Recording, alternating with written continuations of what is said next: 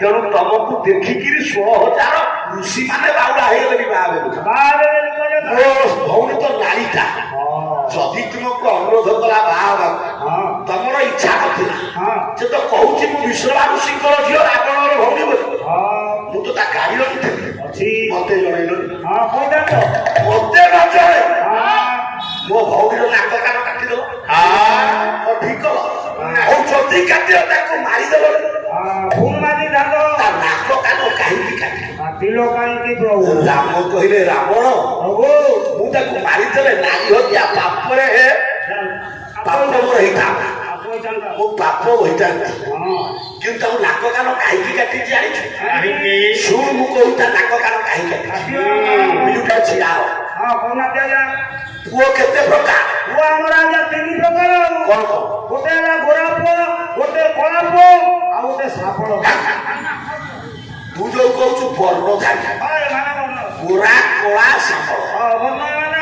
ଆଜ୍ଞା ଭାଗବତରେ ମିଳିଲା ପୁଅ ହେଲେ 3 ପ୍ରକାର କଣ କଣ ଉତ୍ତମ ମଧ୍ୟମ ଅଧମ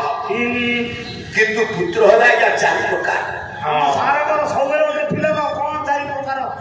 ପ୍ରକୃତ ପୁତ୍ର ପ୍ରକୃତ ପୁତ୍ର 1 ଗୋରଖ ପୁତ୍ର 2 ଚାଳଜ ପୁତ୍ର ଚାରଜ ପୁଅ 3 ବର୍ଣ୍ଣଶଙ୍କର ପୁତ୍ର ବର୍ଣ୍ଣଶଙ୍କର ପୁଅ 4 କେମିତି ଟିକେ ବୁଝେଇକିରି କୁହନ୍ତୁ ପ୍ରକୃତ ପୁତ୍ର କେମିତି ବିବାହିତ ସ୍ୱାମୀ ଔରସନ ବିବାହିତ ନାରୀ ଗର୍ଭ ନାରୀ ଗର୍ଭରୁ ସ୍ୱାମୀ ସ୍ତ୍ରୀଙ୍କ ଭିତରେ ସମ୍ପର୍କ ଯୋଉ ପୁଅଟା ଜନ୍ମ ହୁଏ ସେ ହଉଛି ପ୍ରକୃତ ପୁତ୍ର ସେ ରେକର୍ଡଧାରୀ ପଟା ପାଉଛି ପୁଅ ଗୋରଖ ପୁଅ କିଏ ସ୍ୱାମୀ ମଲା ପରେ ବିଧବା ନାରୀ ବିବାହ ନ କରି ଯୋଉ ସନ୍ତାନ ଉତ୍ପତ୍ତି କରାଏ ସେ ତାକୁ କହନ୍ତି ଗୋଳକ ଆଚ୍ଛା ସାର୍ ଭୁଲ ହେଇଗଲା ବିଧବା ନାରୀ ବିବାହ ଦ୍ୱିତୀୟ ବିବାହ କରି ଯୋଉ ସନ୍ତାନ ଉତ୍ପତ୍ତି କରାଏ ତାକୁ କହନ୍ତି ଗୋଳକ କୌରବ ହେଲେ ଗୋଳକ କେମିତି ଆଜ୍ଞା ଶାଳଟା ଗଛକୁ ବିବାହ ଲାଗା ଭାରି ଶାଳଟା ଗଛ କଲା ଧୃତରାଷ୍ଟ୍ରକୁ ବିବାହ କଲା ଗୋଳକ ସନ୍ତାନ ଜନ୍ମ ହେଲା ପ୍ରମାଣ ସଭା ବିନୋଦ ବହି ସବୁବେଳେ ଭୀମକୁ ଦୁର୍ଯ୍ୟୋଧନ କୁହେ ବସତୁ ଆରେ ପବନ ତାକୁ କୃଷ୍ଣ ଶିଖେଇ ଦେଲେ ଯେମିତି ସେଦିନ ସଭାକୁ ଗଲା କହିଦେଲା ଦୁର୍ଯ୍ୟୋଧନ କହିଲା ବସତୁ ଆରେ ପବନ ଭୀମ କହିଲା ବସୁଛି